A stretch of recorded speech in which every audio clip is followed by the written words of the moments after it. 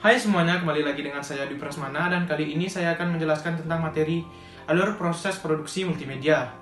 Alur proses produksi multimedia adalah sebuah mekanisme di dalam pemrosesan suatu produk multimedia agar nantinya memiliki nilai jual yang tinggi. Bagian-bagiannya yaitu praproduksi, produksi, dan pasca produksi. Oke, langsung saja ke penjelasannya. Praproduksi. Praproduksi adalah proses penyiapan semua elemen yang terlibat dalam sebuah produksi. Dari mulai pengaturan budget, pemilihan sutradara, aktor, kameramen, desainer, lokasi, dan lain-lain.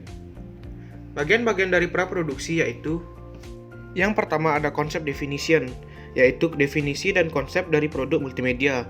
Konsep di sini berhubungan untuk menciptakan daya tarik. Yang kedua, desain, yaitu perancangan awal menerapkan definisi dan konsep awal biasanya berbentuk coret-coretan dan sketsa.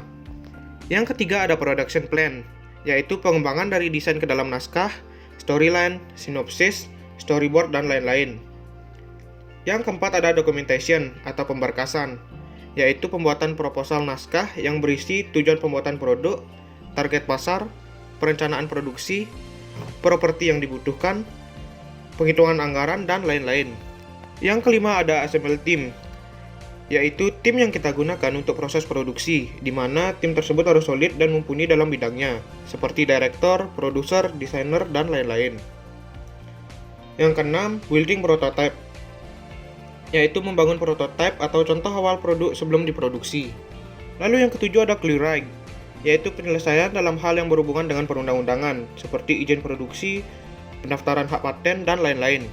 Dan yang kedelapan ada client sign-off and funding, yaitu persetujuan dengan klien atau pemesanan beserta pendanaan. Oke, kita lanjut ke penjelasan produksi. Produksi. Tahap produksi merupakan tahap implementasi praproduksi di mana semua anggota tim pengembang multimedia bekerja. Bagian-bagian dari produksi yaitu: yang pertama ada content creation, yaitu tahap menyiapkan pembuatan konten sesuai dengan desain yang telah dirancanakan, seperti mengambil gambar, pembuatan stock shoot animasi, dan lain-lain. Yang kedua ada content processing. Dalam pemrosesan konten, yang dilakukan adalah uji coba terhadap konten dan kesesuaiannya dengan tema yang akan dipergunakan, melakukan pengolahan dan pengeditan konten, mengumpulkan dan menempatkan konten pada desain yang telah ditentukan. Yang ketiga ada software creation, yaitu pembuatan konten melalui software untuk melakukan pengolahan konten, seperti editing dan visual effects.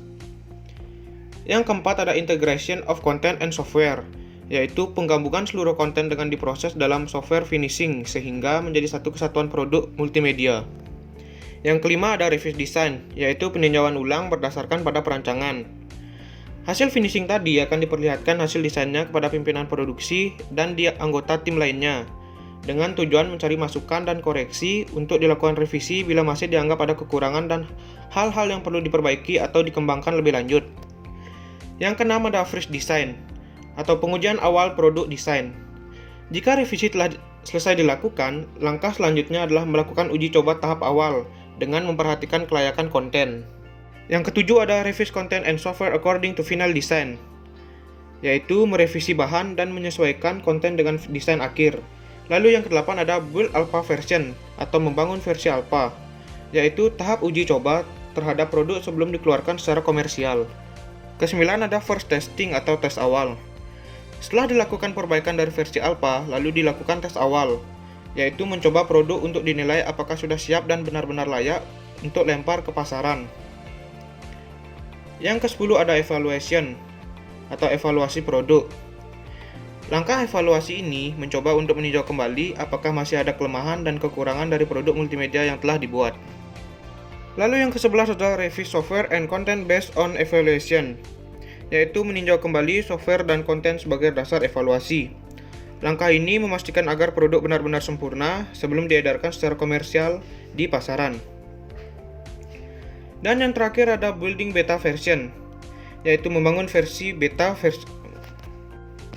Dan yang terakhir ada building beta version atau membangun versi beta. Dan yang terakhir ada building beta version atau membangun versi beta. Pada tahap ini, produk dibuat dengan jumlah lebih banyak tetapi didistribusikan untuk kalangan tertentu untuk dicoba sebelum didistribusikan secara umum. Oke, kita lanjut ke bagian terakhir, yaitu pasca produksi. Pasca produksi.